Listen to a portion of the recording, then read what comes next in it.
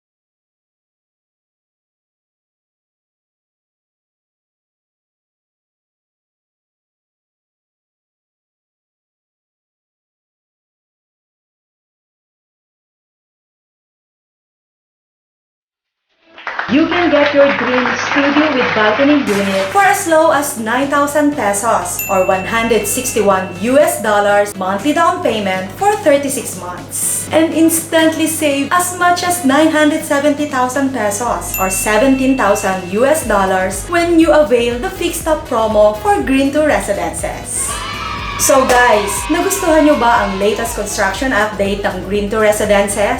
Sa tingin nyo ba, magiging maganda itong rental business as a student condo unit? Let me know also if you like how I presented this video. If you like it a lot, give it a thumbs up and click the subscribe button for more content like this. Follow me on my Facebook page, Twitter, and Instagram at Desay Barretto. And if you're interested with SMDC Green Residences and starting your rental business now, just send me a direct message on my Facebook page. See you in my next video, kakabsat! God bless!